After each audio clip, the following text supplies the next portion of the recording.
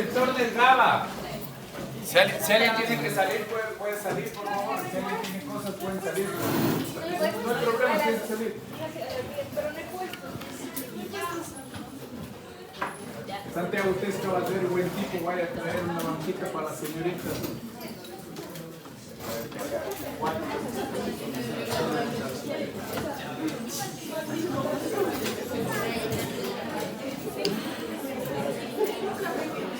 Yo voy a grabar.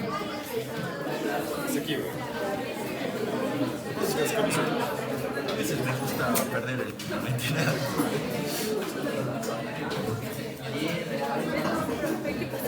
¿Tienes el termito para poner?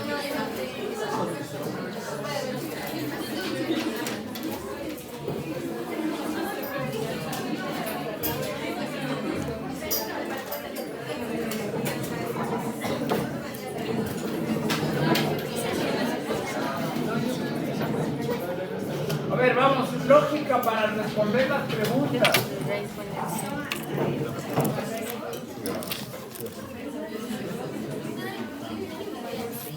Ya quédate ahí.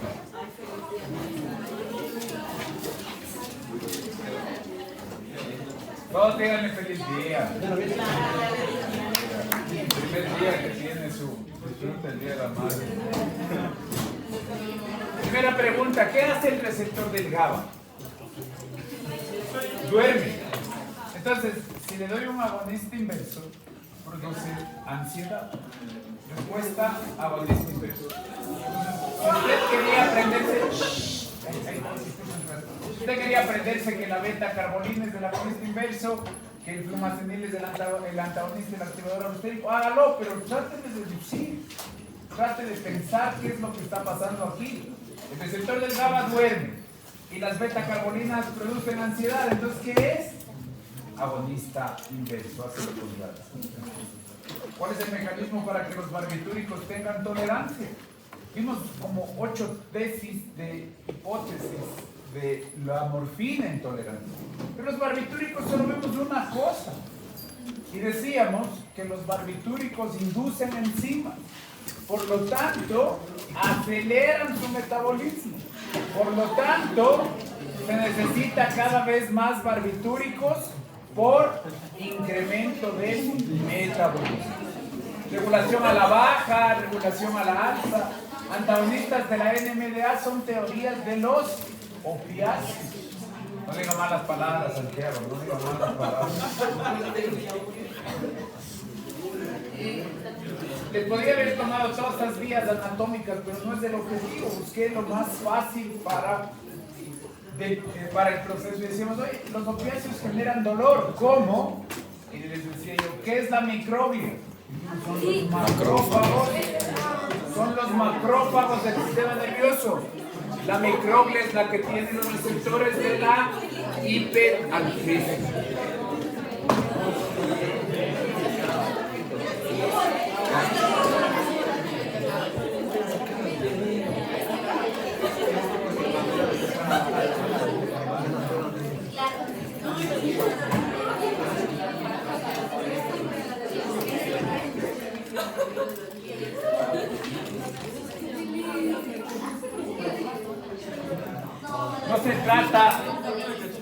No se trata de que un examen sea fácil o difícil. Yo siempre el primer día de clases les digo, aquí lo importante no es aprender farmacología, sino que usted pueda encontrar su estrategia de estudio.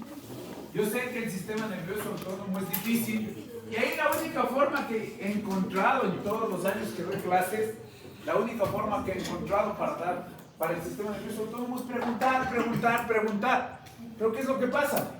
Hay gente que dice, chévere, qué bueno que me preguntó porque ya no fue a estudiar. Pero otras personas dicen, no, me preguntó y que mal en el punto y se consumen, se abstraen y se complican en su participación. Pues digo, ya salimos del sistema nervioso autónomo, vamos a solo concentrarnos en los receptores opiáceos. Vamos solo a concentrarnos en el receptor del GABA. Entonces es mucho menos información. Entonces uno dice, voy a preguntarles menos, porque ahora lo que tienen que demostrar es el manejo de una información específica. Espero que les haya ido bien en la prueba. Si no les fue bien en la prueba, algo está haciendo mal. Porque la prueba era o de deducir, o de repetirse la clase, o de repasar el libro. Había varios caminos. Pero en las diapositivas, en la filmación de la clase, está clarísima la respuesta. Si usted ve que buscamos una mnemotecnia para acordarnos que la microglia es la de los receptores de la hiperalgesia, la pregunta de los macrófagos.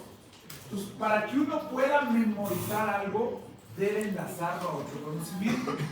Los agonistas inversos venimos conversa, y ahora les dije, ahora aparece el nombre del agonista inverso. Ahora es importante. Ni siquiera te pregunté el nombre, debería haberte preguntado si se produce ansiedad en el GABA, qué sustancia produce. Pero te la hice más fácil. Demuestran que sabes farmacodinamia. Haga lo contrario que hace el receptor. Respuesta, beta-carbonito. Y la otra, hay tantas teorías para los opiáceos. ¿Cómo les pregunto? ¿Cómo les diferencio? Pues busco la que es exclusiva, la que hay una sola respuesta. Barbitúrico. Y pusimos ahí la inducción encima. Pero ahora, si usted quiere estudiar de sus apuntes, debe saber tomar apuntes.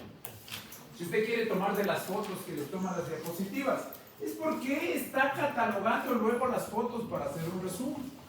Le insisto, la tarea suya es volver a escuchar la clase. Hoy en la clase de las 2 horas que estamos, muy probablemente me va a atender con éxito 24 minutos y separados, 8 ahorita, se desconcentra 8 después, se desconcentra 8 después. Pero la clase dura 1 hora 30, 1 hora 20. Entonces, ¿qué es lo que yo espero? Que se vuelva a oír la clase cuando su nivel de concentración esté al máximo. En un ambiente con música o sin música. A la noche, a la mañana. Solo o en grupo. Encontrando lo que se llama su metacognición. Si no, esto no va a funcionar. Y va a seguir, en vez de disfrutar la profesión que escogió, tratando de ver cómo aprueba la materia sin disfrutar lo que es el ejercicio médico. Capítulo 36, prueba del próximo martes y última prueba corta del parcial 1, la prueba de la semana 7. Nos vamos a adelantar porque vamos a ocupar una clase solo para las exposiciones. Ya tiene su grupo de exposiciones. Hoy me entrega la tarea de la búsqueda de evidencia para la terapéutica razonable. Entonces, hagamos un escenario. Esta pregunta es muy simple. Entonces, ¿qué es lo que yo debo hacer? Buscar un episodio de mi vida que me lleve a resolver esta pregunta. Esta pregunta es de verdadero o falso. Alguien puede responder, alguien dice no sé de qué se trata. Cultura general, respondan. Alguien ya sabe. Ni idea. Descarte. ¿Podrá ser en Quito ese estadio? ¿Podrá ser en Guayaquil ese estadio? ¿Podrá ser en Machala? Y a Quito y Guayaquil descartado, porque algún concierto te hubieras ido. Si fuera en el estadio, queda Machala, Quevedo, Loja. ¿Dónde están los hinchas de la liga? Los hinchas de la liga, que generalmente son noveleros, deberían saber que perdieron con el Orense cuando fueron a Machala. ¿Hay alguna forma de buscar esa conexión del conocimiento general? Pero esta pregunta es de verdadero o falso. Solo hay una verdadera. El resto son falsos. Es de opción múltiple, sí, pero es de verdadero o falso. Cuando usted se gradúe, va a tener que dar la prueba de habilitación profesional. Y en la prueba de habilitación profesional no es de verdadero o falso. Las 5 respuestas podrían ser probables, pero solo una va a ser la correcta. Cuando usted dé el examen de habilitación profesional, y entiendo que aquí el examen, ¿cómo se llama ese examen? ¿Integrador? El integrador. Deben preguntarle así: ¿cuál de las siguientes sustancias producidas por el cuerpo conlleva a vasodilatación renal y es bloqueada por los aires? Entonces, ¿qué van a aparecer en las opciones? Sustancias producidas por el cuerpo y no producidas por el cuerpo, sustancias que producen vasodilatación y sustancias que producen vasoconstricción, pero solo una va a estar influenciada por los alimentos. Entonces, van a tener rasgos de probable respuesta, pero solo una va a llegar a cumplir los 3 criterios. Entonces, cuando uno va a dar un examen para demostrar que va a pasar el semestre, que va a hacer el examen de habilitación profesional, debe tener 3 incógnitas a la vez. Si es producida en el cuerpo, si vasodilata o si tiene relación con los AINES. Respuestas: nitrocruciato, histamina, prostaciclina, óxido nítrico y prostaglandina. Pues fíjense que las preguntas que ustedes están resolviendo en las pruebas y del examen parcial son mucho más simples que las que yo debería estarle haciendo. Entonces, primera condición, decía, fabricadas en el cuerpo. ¿Cuál no es fabricada en el cuerpo? Entonces, nitrocruciato no cumple un criterio. Pero histamina, prostaciclina, óxido nítrico y prostaglandinas son fabricadas en el cuerpo. Entonces, vamos al segundo criterio. ¿Cuál es vasodilata? Nitrocruciato vasodilata. ¿La histamina qué hace? Vasoconstricción vasodilata. La prostaciclina ¿qué hace? Vasoconstricción vasodilata. El óxido nítrico ¿qué hace? Vasoconstricción vasodilata. Las prostaglandinas, vasoconstricción o vasodilata. Pues fíjense que ahí la fisiología ya entraron en deuda. Histamina, vasoconstricción. Prostaciclina, vasoconstricción. Óxido nítrico, vasodilatación. Prostaglandinas, vasodilatación. Y nitrocruciato, vasodilatación. Nitrocruciato cumple la segunda, pero no la primera. ¿Cuál de estas se influye por los AINES? ¿Cuál? Prostaglandina. Pero fíjese que alguien podía haber resuelto solo con esta pista. Solo con esta pista yo ya pude haber llegado a la respuesta.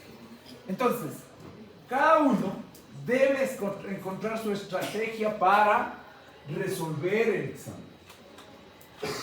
¿Requería memorizar esta pregunta? No. ¿Requería comprender? Sí. Y requería aplicar conocimiento. Uno dice, oye, el doctor toma cosas de memoria. No, era de comprensión y aplicación.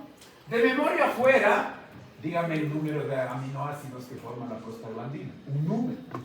Dígame la dosis de los opiáceos. Un número. Eso sería memoria de trabajo. Cuando yo te pregunto para comprender y aplicar, es memoria de largo plazo. Entonces, cuando yo estudio medicina, debo buscar canciones, movimientos, circunstancias que lleven el conocimiento a la memoria de largo plazo. En el examen parcial 1, ustedes deben estar así. Y ahí van a poder resolver el examen. Si no están haciendo sus movimientos, digo, no saben estudiar. Entonces, claro, cuando se les filma dando el examen, estos man están locos. Pero en realidad lo que hicieron fue vincular una mnemotecnia de movimiento a toda la información que tienen. ¿Qué es lo que hacen estas empresas? Te enseñan a resolver el examen. Esto es para México. Esto es para España, esto es para México y esto es para Estados Unidos. Cuando alguien está en Estados Unidos se va al segundo, se queda un año aquí, no aprendiendo medicina, sino buscando las estrategias para resolver preguntas, buscando las estrategias para resolver bajo presión del tiempo las preguntas. Y entonces, eso te enseñan ahí. Evidentemente, hay críticas a las preguntas de opción múltiple, porque alguien es experto en opción múltiple y no sabe nada de medicina y le puede ir bien. Hay trucos para resolver las preguntas, pero medicina ha evaluado desde 1915 con el NBME cómo debe ser la demostración de que adquiriste el conocimiento médico. No, hay varias críticas, pero esta es la mejor. Y por eso el Ecuador escogió para su examen de habilitación profesional tipo de preguntas de opción múltiple de la mejor respuesta. Por favor, esa es una cualidad que usted debe aprender. Hay varios recursos, hay varios escenarios. Porque yo entiendo que los nervios le pueden ganar, pero para ser médico debe controlar los nervios. Es que el paciente está bravo y me está exigiendo que le dé un medicamento. Hay que serenarse y manejar a ese paciente difícil. Es que el paciente se va a morir en los próximos 2 minutos. Hay que serenarse y buscar la decisión correcta para ese paciente. Siga haciendo las fichas técnicas, no es calificado, pero ante las dudas de las fichas técnicas, de algún número, de algún valor, de alguna información, pregúnteme para yo poderle ayudar. Dice, nos toca ahora lo cardiovascular.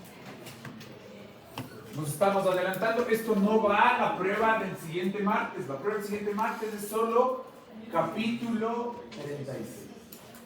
¿Qué va a pasar el próximo martes? Nos vamos a comer 1 hora en las exposiciones. Por lo tanto, hoy vamos a avanzar lo cardiovascular para completarlo el siguiente lunes. Tenemos que ver diuréticos e hipotensores para el examen de la semana 8. Pero, ¿qué es lo que pasa en lo cardiovascular? Las consecuencias de no controlar una enfermedad cardiovascular son la punta del iceberg. Infartos y accidentes cerebrovasculares. La tarea no es dar medicamentos aquí, sino intervenir en el estilo de vida acá. Y más que medicamentos, es controlar obesidad, sedentarismo, tabaquismo y dieta. Y más que medicamentos, es detectar tempranamente la elevación de glucosa, la elevación de tensión arterial, la elevación de lípidos. Incluso, ustedes se acuerdan del concepto de salud, no solo es el bienestar, no solo es la ausencia de enfermedad, sino es el bienestar físico, social, es decir, integral.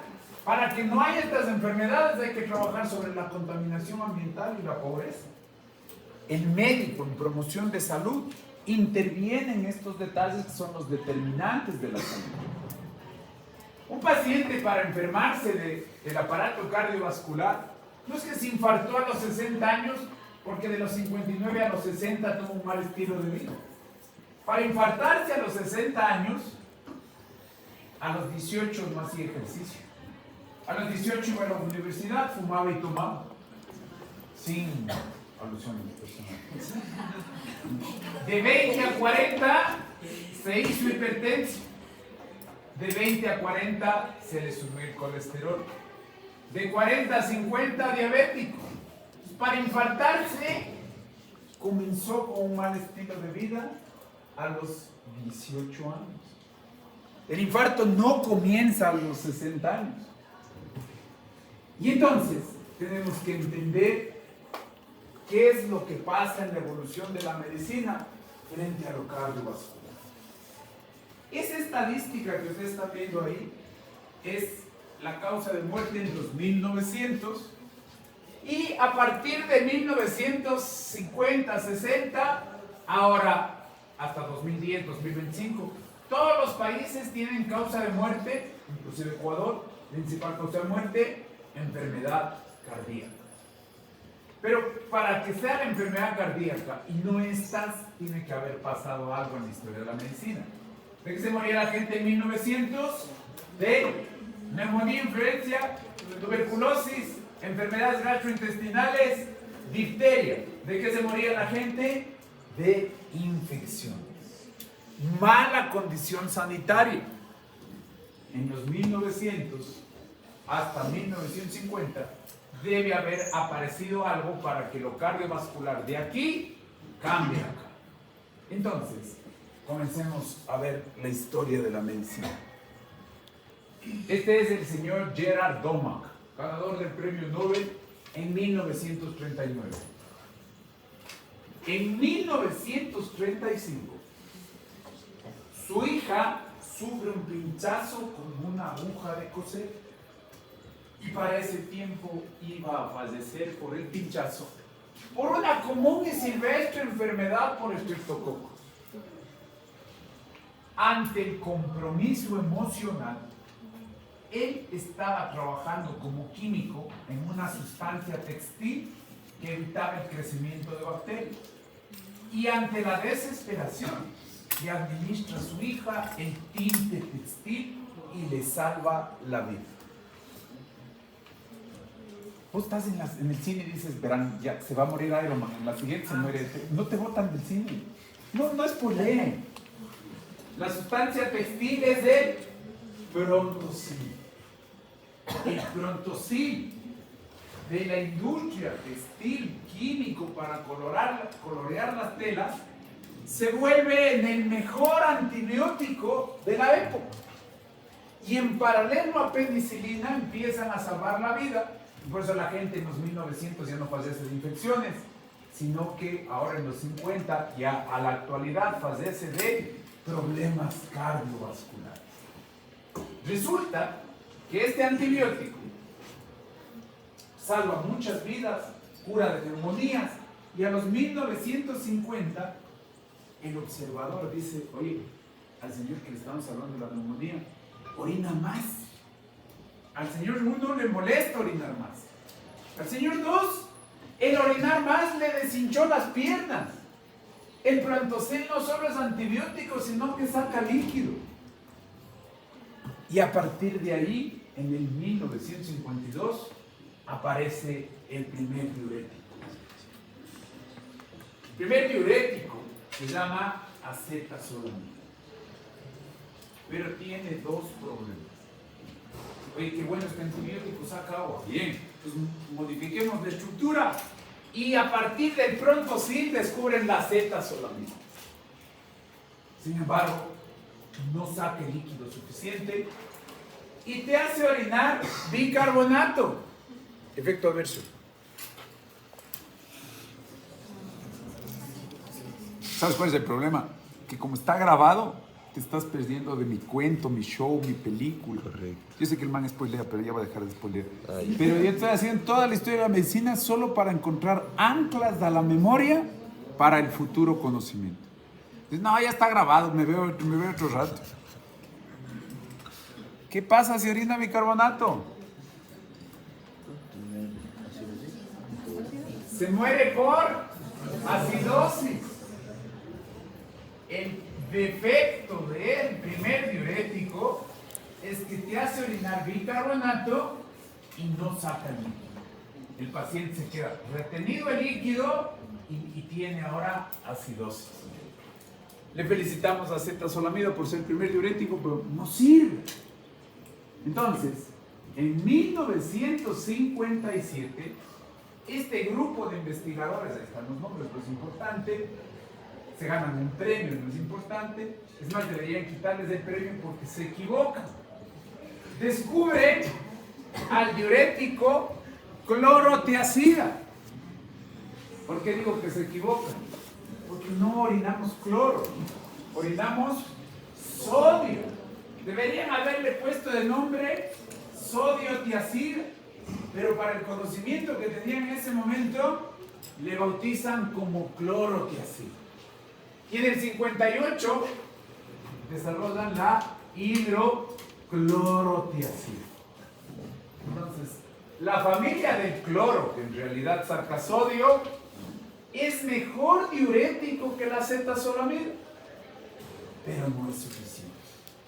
Sin embargo, quien reciba la familia del cloro tiene una ventaja: la presión arterial comienza a bajar. La presión arterial comienza a controlarse. Y entonces, este no es diurético, sino es el fármaco que debería estar tomando tu tío hipertenso para la presión arterial. Descubrieron en la intención de tener un buen diurético descubrieron el mejor fármaco para la presión arterial. Mal diurético, pero la estrella para controlar la presión arterial. Todavía no tengo el diurético. Recién en 1963 aparece el verdadero diurético. En 1963 se sintetiza recién la furosemida. Y este sí te vacía todo el agua extra. Te saca litros de agua. Te ponen un problema. Podrías llevarte hipotensión y hipovolemia. Pero cuando la persona se está muriendo por mucha retención de agua, le salva la vida. Entonces, retrocedamos. La acetazolamida trabaja en el túbulo proximal, mal diurético por acidosis. Las clorotiacidas trabajan en el túbulo distal, mal diurético, pero el mejor fármaco para la presión arterial. Las tiacidas son el mejor fármaco para la presión arterial. Se descubrieron en el túbulo distal, pero para bajar la presión arterial le quitan el calcio al endotelio. La furosemida, el verdadero diurético, el que te va a salvar la vida, el que te va a sacar el agua, trabaja en el asa de Henle. Por lo tanto, se llama diurético de asa. Entonces, a partir del tinte textil, descubrí 3 diuréticos y además, cuando recibes la familia de tinte textil, te baja la glucosa. ¿A qué enfermedad le ayuda? A la diabetes. Entonces, del tinte textil saco los antidiabéticos que se llaman sulfonilurias. Y del tinte textil mejoro toda la familia de antibióticos que son las sulfas. Entonces, el experimento del señor Gerard Doma, en la desesperación de su hija, descubrió muchos fármacos. Había otro grupo que estaba trabajando con progesterona y mineralocorticoides. ¿Con qué estaba trabajando? ¿Cuál es el mineralocorticoide?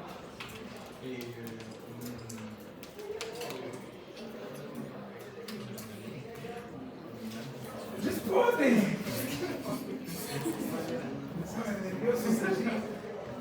¡Responde! La poesía otro día.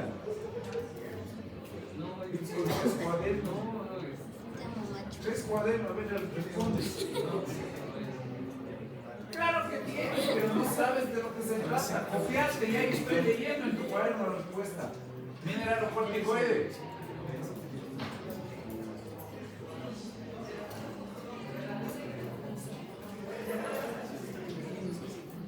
¿Qué dice el chat? Ahí está, responda. Ni siquiera estabas buscando bien en el chat, no te respondió. No te respondió, busca en el chat. El chat es gratis. Aldosterona. Aldosterona. Aquí está, ve. Aldosterona. Entonces, el otro equipo de investigadores trabajaba con antagonistas de la aldosterona. Y al 58 descubren una lactona que bloquea la aldosterona, la espironolactona. Y ahí están los 4 diuréticos que debemos utilizar. En el libro hay 7, pero nos vamos a concentrar solo en estos 4 diuréticos. Debería decir en estas 4 sustancias descubiertas en el túbulo, en el sistema tubular, porque el único diurético es la furosemida. El resto está decolado en la familia. Y un dato que es clave para la falla cardíaca, cuando hablamos de insuficiencia cardíaca, la espironolactona desde 1959 descubrió que en ratas disminuye la necrosis del corazón. Eso va a ser muy útil después. Entonces, la historia nos permite entender la evolución de los fármacos. La historia nos permite entender el proceso. No, no. Tiene que hacer nuevos apuntes. Ya bien, con los apuntes diuréticos no le va a servir. Tiene que usted categorizar qué es importante, vincularle a la memoria y anotar. Y luego buscar en el libro por qué anoté esto.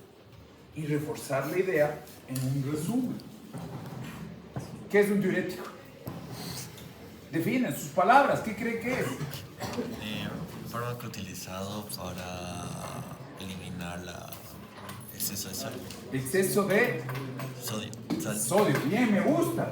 El diurético, el término técnico es agente que incrementa el volumen de orina para resolver los síntomas de enfermedades que retienen líquidos.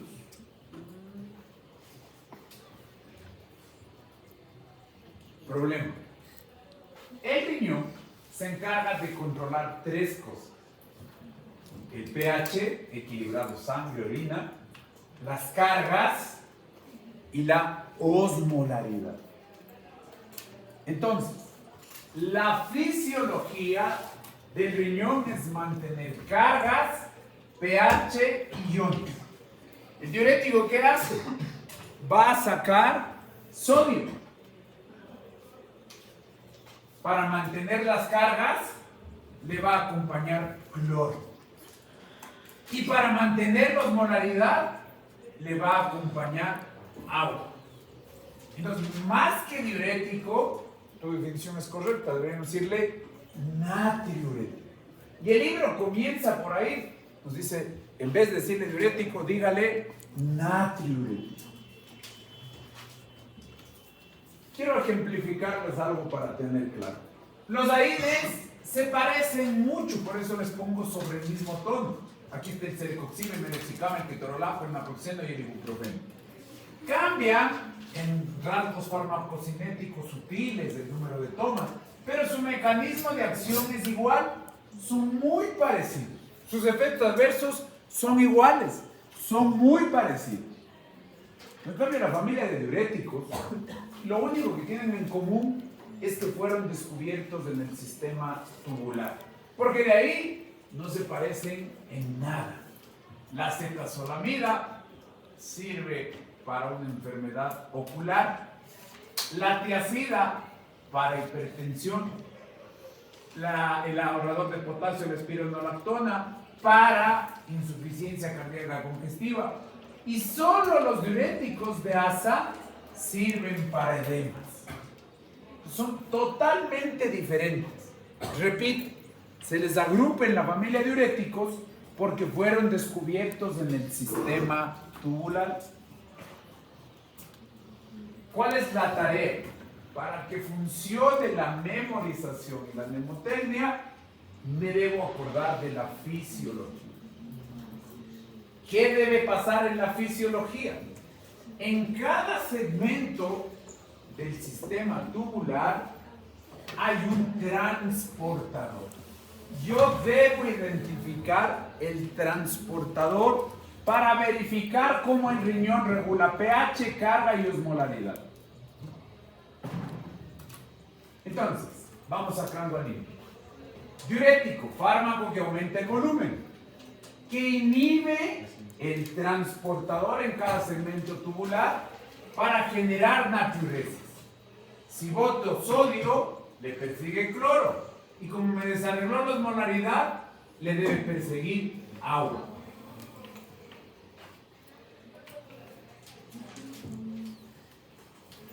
Ok, ¿cuáles son los transportadores? Túbulo proximal, NH3. También tiene el túbulo proximal SGLT2. En el asa de Henle le doy la vuelta, no hay transportador importante. En el asa de Henle descendente, en la ascendente gruesa, NKCC2. Túbulo distal, NCC, y túbulo distal final y colector, NAC. Entonces son los transportadores susceptibles de ser manipulados por fármacos. Pero para llegar acá, el fármaco debe salir desde la sangre hasta la orina. El fármaco no es filtrado, debe ser expulsado desde la sangre a la orina.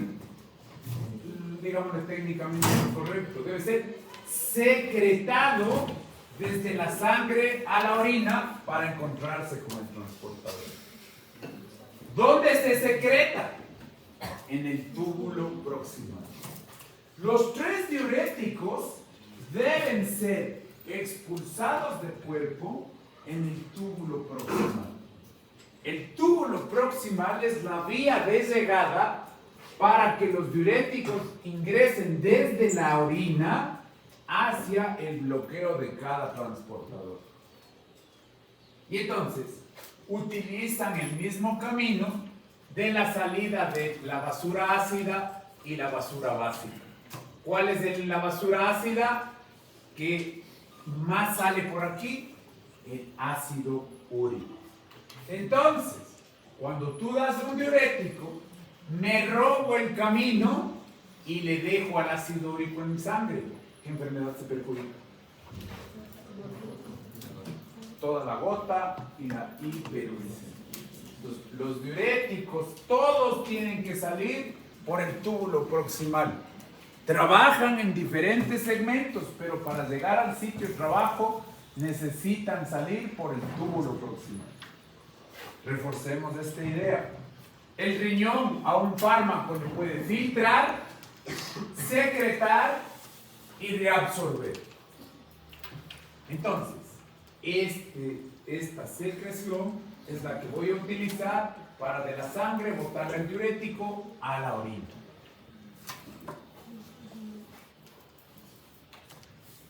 ¿Qué es lo que debo identificar? Verdaderos diuréticos. ¿Cuál sería el verdadero diurético? Falsos diuréticos.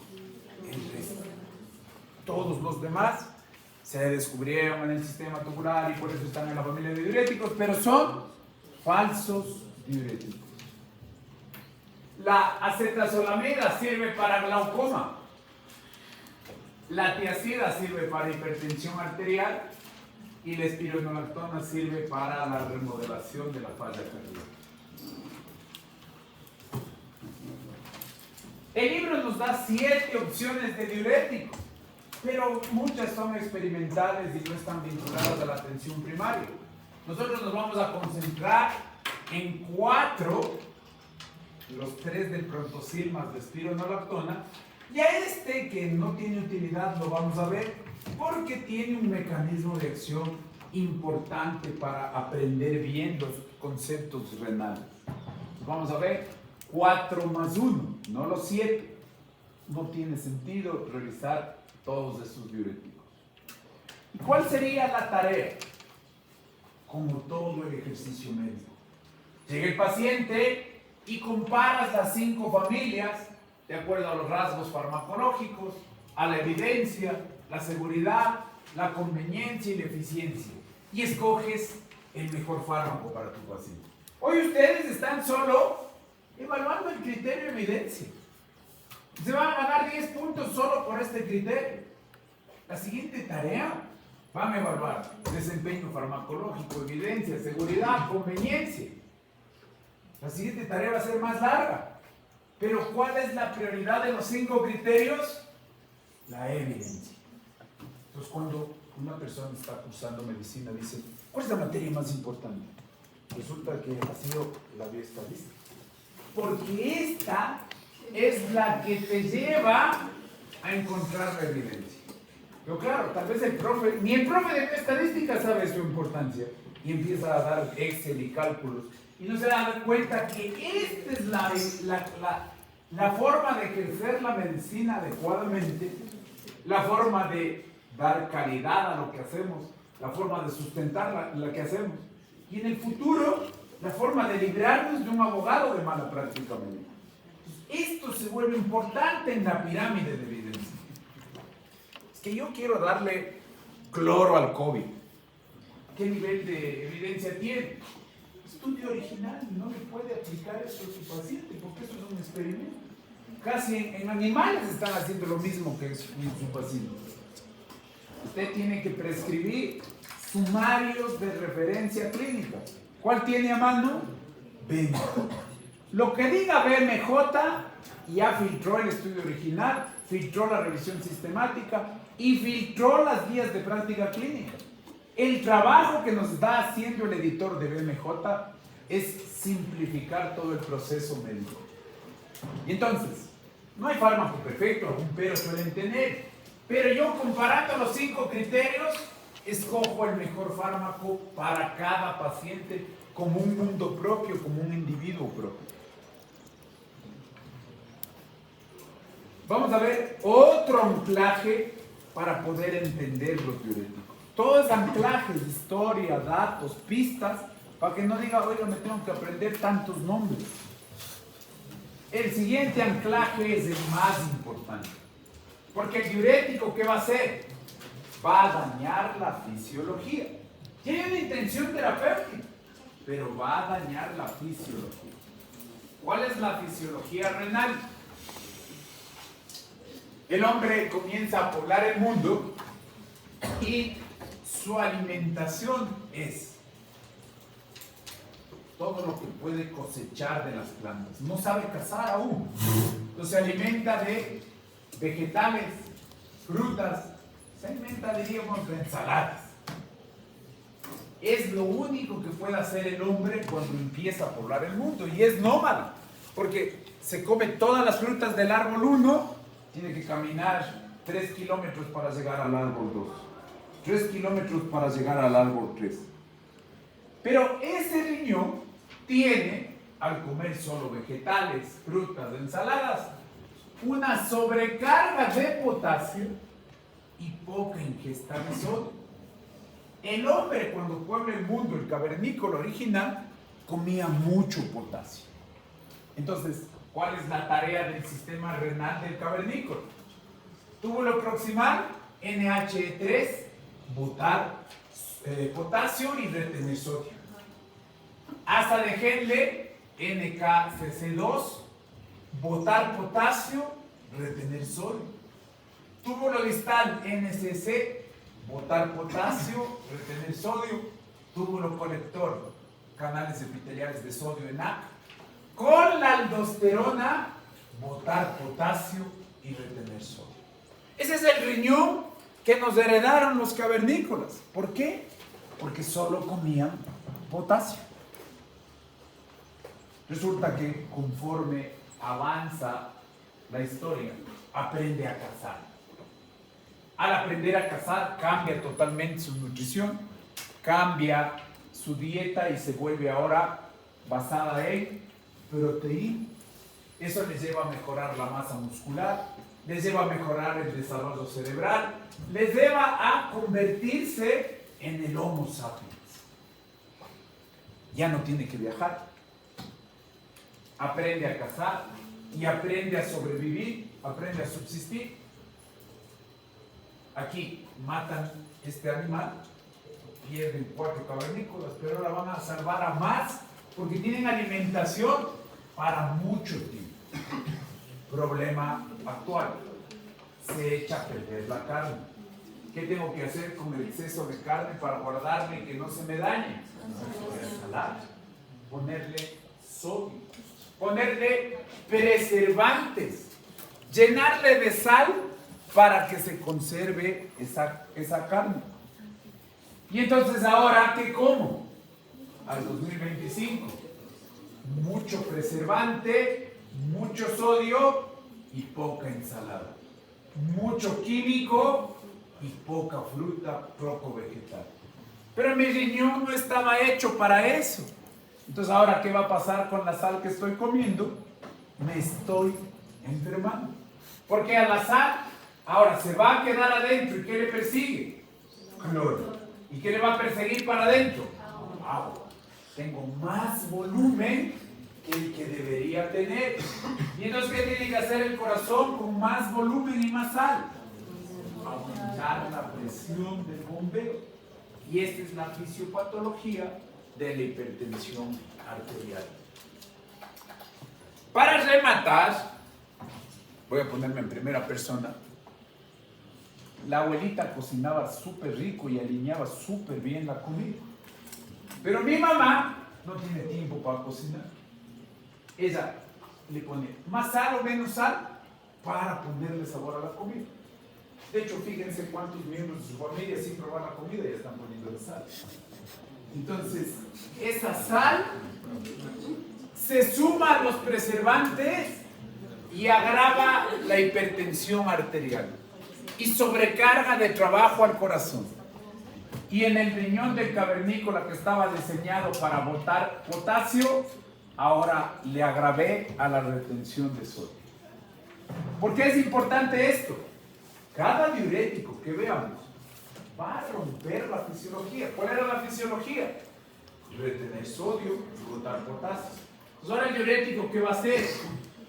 Va a botar sodio intentando rescatar el potasio. Términos que vamos a utilizar en el modelo, en las enfermedades cardiovasculares. Presión arterial. ¿Qué es la presión arterial? Gasto cardíaco por resistencia periférica. ¿Qué es el gasto cardíaco? Volumen sistólico por frecuencia cardíaca. ¿De qué depende el volumen sistólico? El trabajo que yo tengo hacia adelante, poscarga. El trabajo que me viene del retorno venoso, precarga. Y de la integridad de la pared del ventrículo.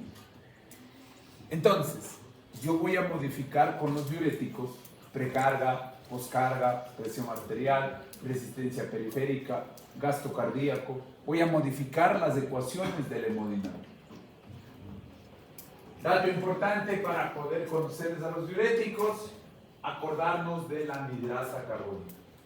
La anhidrasa carbónica es una sustancia que está vinculada a muchos tejidos. Está en el riñón, en el humor acuoso, en el ojo, está en el líquido cefalorraquídeo y está fundamentalmente para ilustrar en los eritrocitos.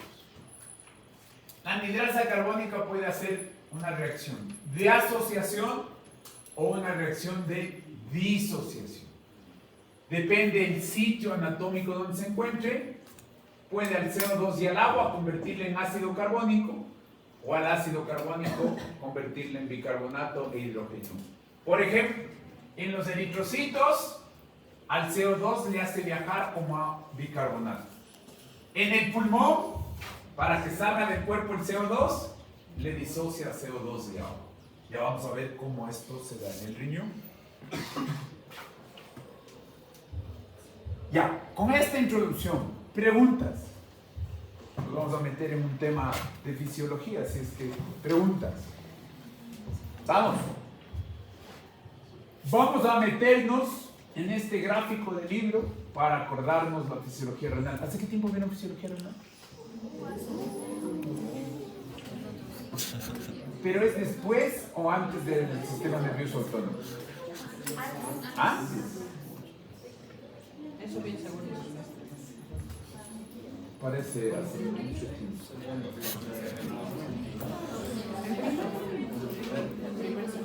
Primer semestre de fisiología renal.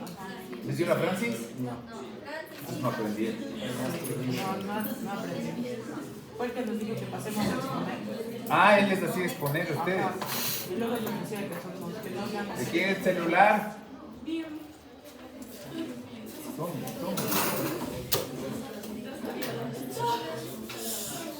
No era de avisar.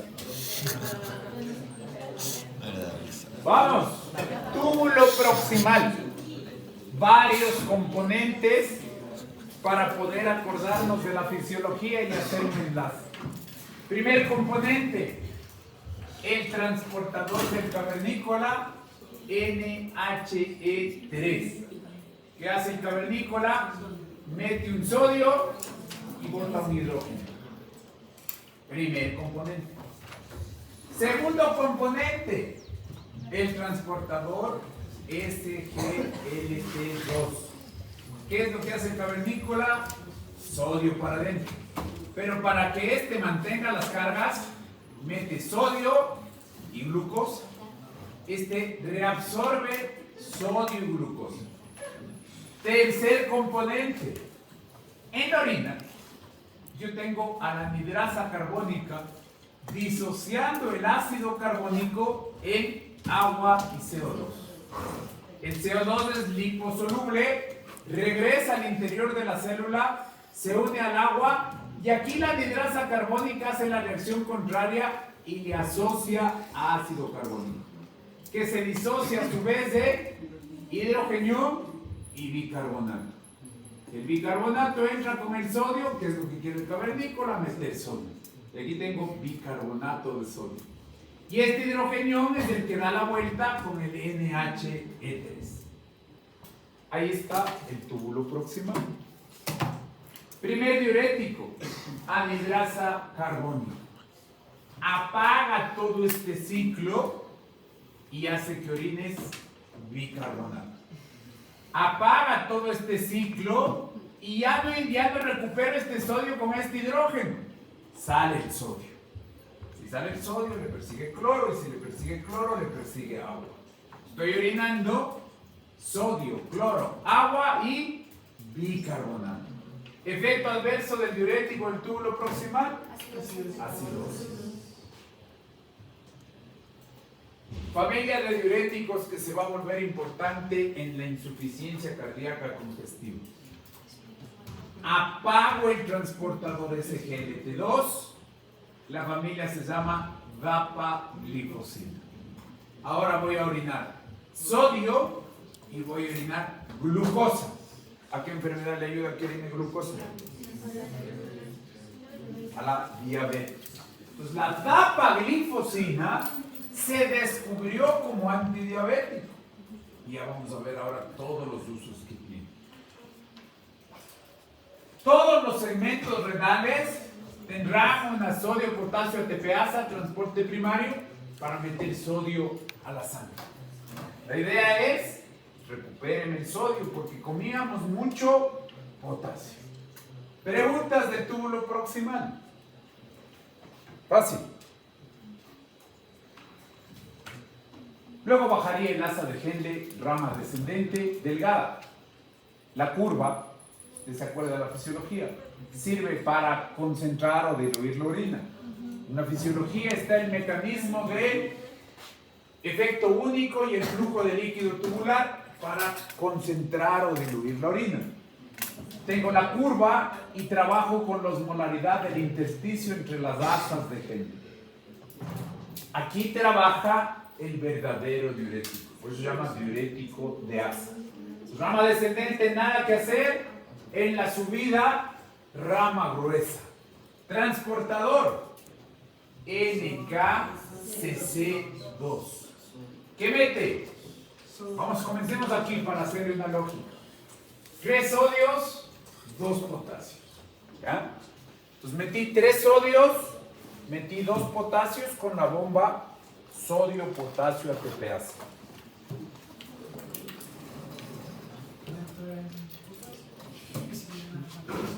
Y se muere iron. 3 por 2. Me dejó en deuda un positivo. El positivo tiene vínculo a estos transportadores. Voy a meter un sodio. Debo neutralizar con un cloro. Para mantener las cargas, esto está acoplado a potasio y entonces son 2 cloros. Este transportador mete un sodio, un potasio y 2 cloros. Se llama NKCC2 y como mantiene las cargas, se llama electroneutro. Pero sigue la deuda del potasio. Entonces, el potasio que metí, le saco por acá. Y ahí viene un detalle que es clave. Ahí viene a ver, spoileame. A ver, ahí es el concepto clave. Diurético sí es chévere. Diurético sí es chévere. ¿Qué es lo que va a pasar? Este potasio me sale y me arregla la célula. Bien. Ahora, ¿quién le hizo muy positiva? A la orina. Entonces, ¿qué tiene que pasar? Métame cationes porque la orina está muy positiva. se va a rescatar magnesio y calcio a la sangre. Este es el sitio del principal diurético. ¿Qué va a hacer este diurético? El diurético de asa va a apagar el transportador. Por lo tanto, voy a orinar sodio, cloro, agua, potasio. Como la carga ya no está desarreglada, ya no tengo este cambio aquí, potasio orina, voy a orinar magnesio y voy a orinar calcio. Este es un despeñadero de iones y un despeñadero de agua. Cuando yo le quiero al túbulo proximal apagar su capacidad de retener sodio, le mando la orina filtrada con menos sodio y más agua, perdón, con más sodio y más agua en la orina. El asa de Henle le dice, túbulo proximal, yo mando aquí, tú no sirves, todo lo que hayas hecho yo lo corrijo acá. Ese es otro pero importante del diurético del túbulo proximal. El asa de Henle tapa los efectos del diurético del túbulo proximal.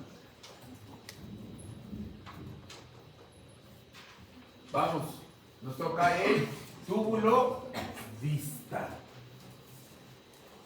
En el túbulo distal trabajan el mejor fármaco para la presión arterial. ¿Cómo se llama? Las clorotiazidas. ¿Cuál es el mecanismo de acción porque está en los diuréticos? Bloquea NCC. ¿Qué hace el cavernícola? Metía sodio y cloro. ¿Qué ahora va a hacer el diurético? Que orine sodio y cloro. ¿Bien? Pero ya en un poco volumen. El túbulo proximal se encarga del 65% de sodio, el asa de Henle del 25%. Aquí ya me queda 5 a 8 y es poco lo que puedo trabajar sobre el sodio. Por lo tanto, su efecto no es impactante. Dato importante. Aquí trabaja la paratormona. La paratormona se encarga de meter calcio a la sangre. Como yo estoy sacando sodio, rompiéndole la idea del cavernícola, estoy mejorando la entrada de calcio a la sangre. Entonces la tiazida, al sacar sodio, favorece, ayudada por la paratormona, la entrada de calcio a la sangre. ¿A qué enfermedad le ayuda?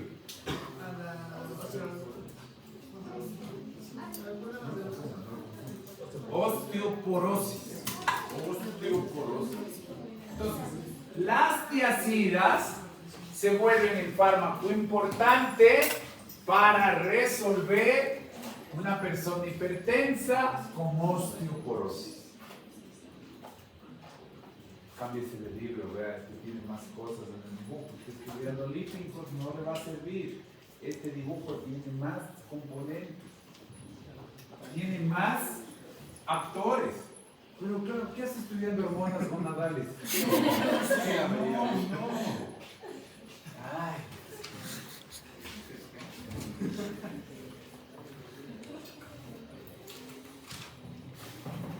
Vamos, túbulo colector. Aquí tengo dos tipos de células. Las células principales y las células intercaladas. A estas les vamos a dar ocasiones, porque estas sirven para regular bicarbonato y no hay opción farmacológica. ¿En cuál nos vamos a meter? En la principal. La célula principal es el sitio de acción de la hormona del cavernícola. ¿Por qué es la hormona del cavernícola? Mete 3 sodios y bota 2 potasios. Esta está hecha para orinar el potasio del cavernícola original. Funciona con señal liposoluble. Se mete, encuentra un receptor intranuclear y al núcleo le dice: fabriquemos canales epiteliales de sodio para recuperar el sodio. Esa es la intención del cavernícola. ¿Qué hace el antagonista de la aldosterona? Bloquea la unión con el receptor.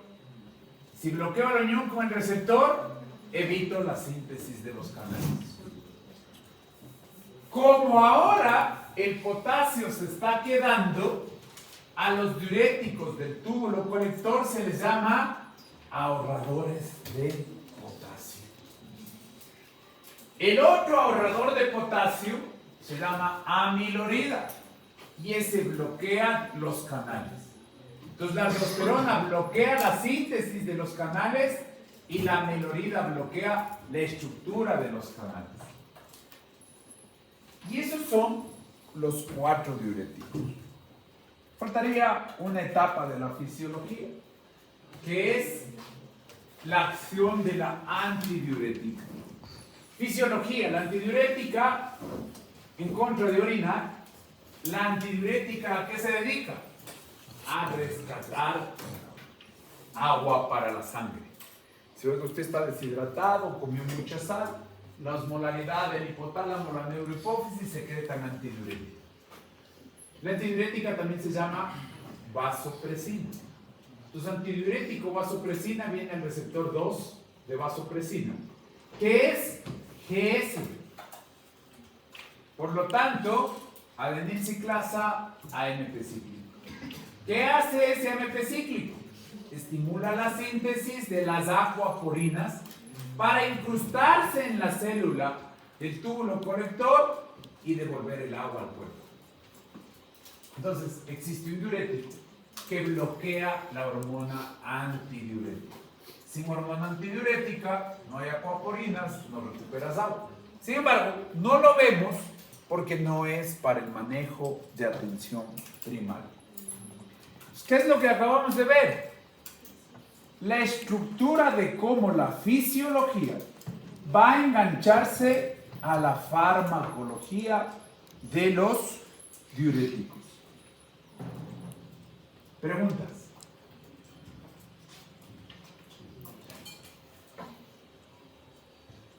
Ya visto el mapa general, vamos a detalle. Vámonos al túbulo proximal, vámonos al primer diurético y vámonos a 1953. El diurético, el túbulo proximal se encarga de la reabsorción osmótica. Es decir, captura sodio, le persigue cloro, le persigue agua y le persigue potasio. Hay varias sustancias que se van a capturar y reabsorber de lo que se filtró en el túbulo proximal. De hecho, aquí se trabaja el 65% del sodio. También voy a reabsorber el 100% de glucosa, por eso está el SGLT2. Voy a reabsorber el 100% de aminoácidos. El ciclo que tengo que vigilar aquí es la anhidrasa carbónica, el transportador NH3 de sodio hidrógeno y en sí la anhidrasa carbónica para disociar H2O y CO2. Ahora le voy a apagar. Y entonces, ¿qué voy a hacer? Voy a orinar sodio y voy a orinar bicarbonato. No me debo olvidar que cuando veamos falla cardíaca y diabetes, aquí aparecerá la dapaglifosina. No me debo olvidar que los diuréticos para salir a trabajar deben secretarse en los segmentos rectos del túbulo proximal para aparecer en la orina. La tiacida trabaja en el túbulo distal, pero debe ser secretado en el túbulo proximal. La furosemida trabaja en la asa, pero debe ser secretado en el túbulo proximal.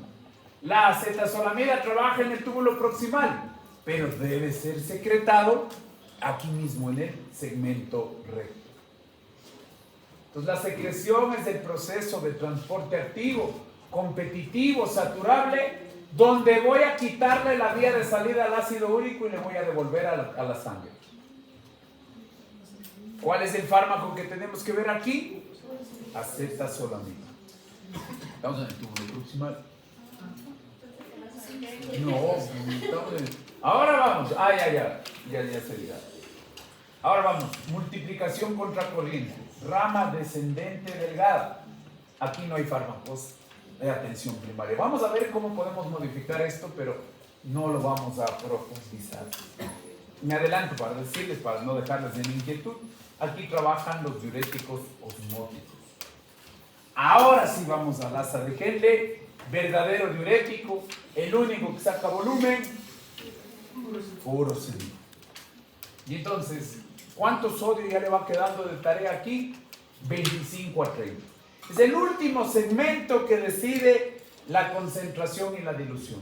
Por eso a la parte final del asa de Henle se le llama segmento dilutor para trabajar en equipo con la parte inicial del túbulo distal. Entonces, ¿qué va a pasar con la furosemida? Apago el transportador NKCS2 y voy a orinar sodio, cloro, sodio, potasio, los cloros, agua, potasio, y como no hay quien rescate a magnesio y calcio, magnesio y calcio. Esto es el verdadero diurético. Y ojo con el magnesio y calcio, ya que vamos a ver qué podemos hacer con esta actividad terapéutica. Vamos a romper la electroneutralidad del magnesio y el calcio. En el túbulo distal, el mejor hipotensor, que no trabaja aquí, sino en el endotelio, pero fue descubierto aquí, la familia de las cloroteacidas. Y ojo con el intercambiador influido por la paratormona para el rescate de calcio. Entonces, aquí rescato calcio.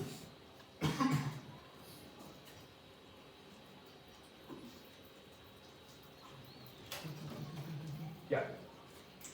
En el túbulo y conducto colector tengo espironolactona para antagonizar la llegada al receptor y amilorida para evitar la formación de los canales. Aquí se regula la concentración de potasio.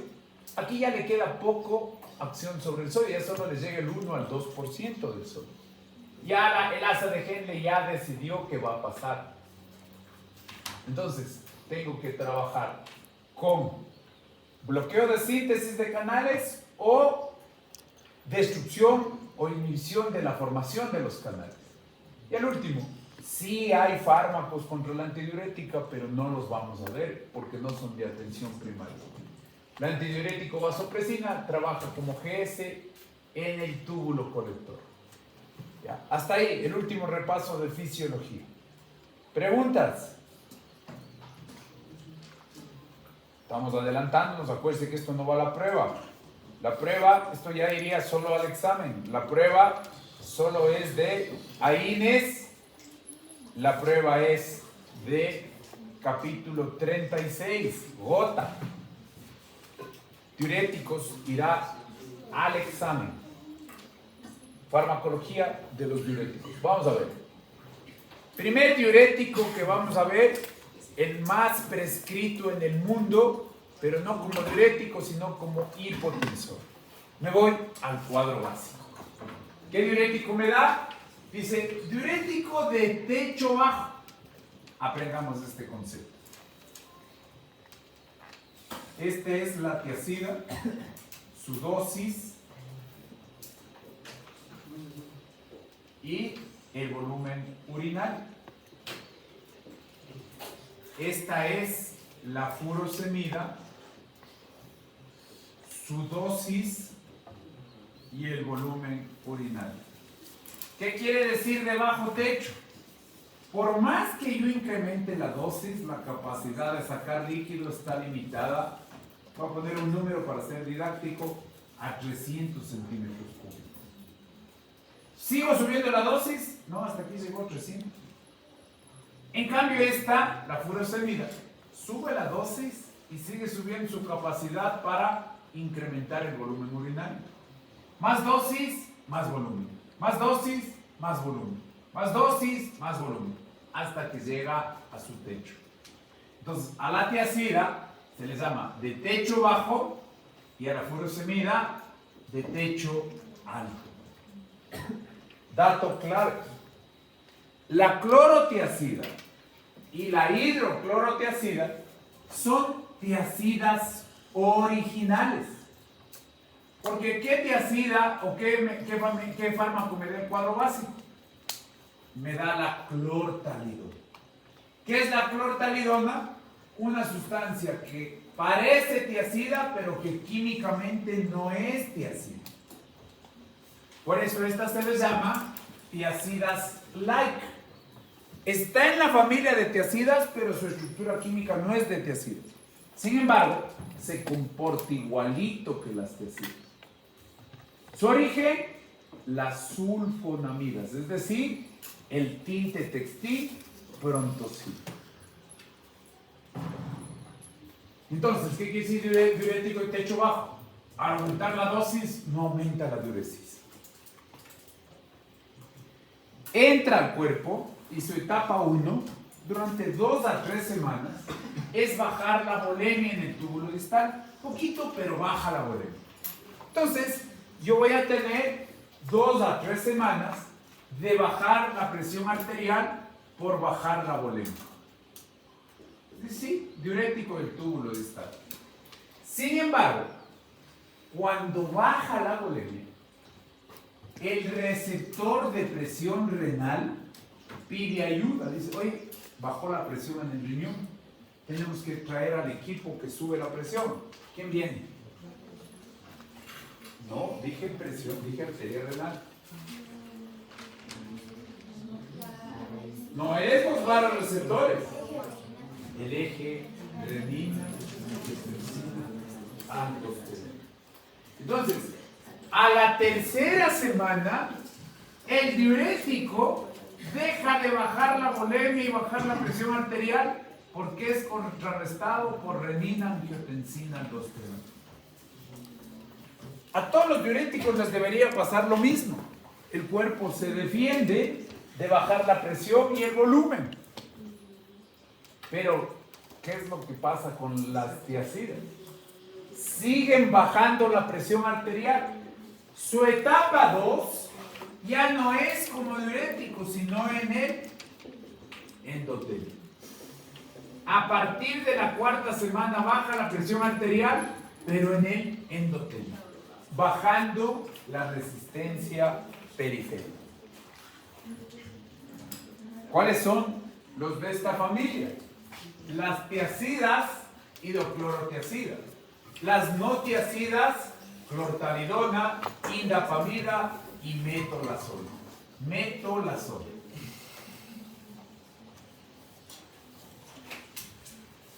Entonces dice, le vamos a dar una tiacida. Dice, verdadera tiacida, hidroclorotiacida. Estructura química que no es de tiacidas, pero que se comporta como tiacida, clortalidona, indapamida y metolazol. Entonces, la hidroclorotiacida y la clorotiacida son verdaderas tiacidas por su estructura química, benzotiazida. El resto parecen tiacidas, es por la estructura química. ¿Cuáles son las que parecen tiacidas? Estas tres: metolazona, indapamida y clortalidona. ¿Cuál es la mejor de las tres? Y hasta la respuesta. ¿Cuál escogió el cuadro básico? La clortalidona. Es la más potente de las tres. Tranquilamente yo podría haber escogido cualquiera de estas. El cuadro básico escogió clortalidona. Entiendo que por un mejor perfil de vida media, por un mejor perfil de biodisponibilidad. Para la clortalidona llegar al túbulo proximal, debe salir de la sangre a la orina. Debe ser secretada por el túbulo proximal para llegar a trabajar al túbulo distal. ¿Contra quién compite? Contra el ácido úrico. Compite con el ácido úrico en el túbulo proximal en su camino, en su viaje para llegar al túbulo distal. Dato importante: el diurético para trabajar, su efecto como fármaco es 80%. El 20% del efecto diurético depende de las prostaglandinas. Entonces, ¿qué fármaco no puede recibir el paciente que usa diuréticos? El 20% se perdería de su efecto porque la prostaglandina le apoya al diurético.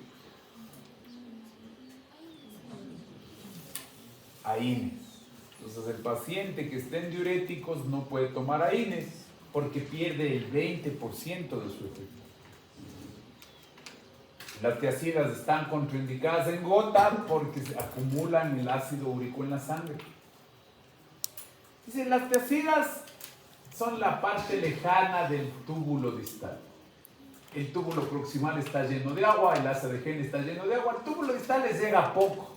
Entonces en las tiazidas, cuando hay insuficiencia renal, menos cantidad de sangre, menos probabilidad de trabajo.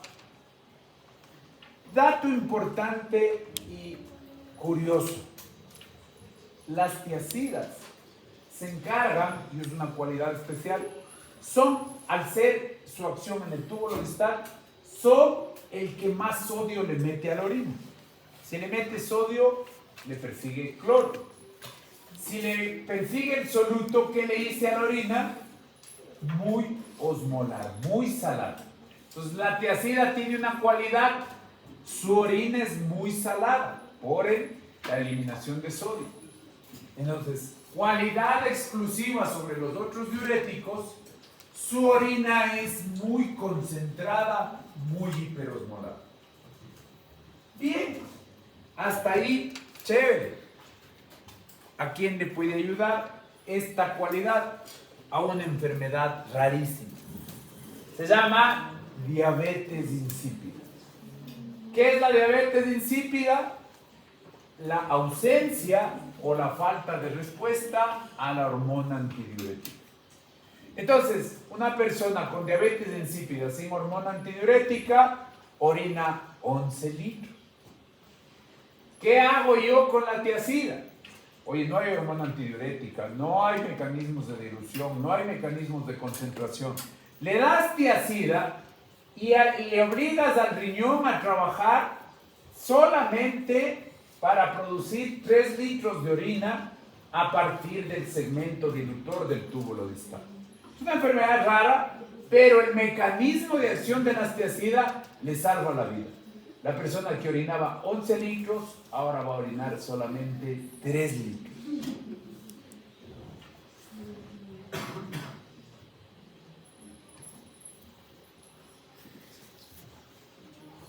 ¿Por qué siempre la niña Renata está contándole un chiste a la niña Nala?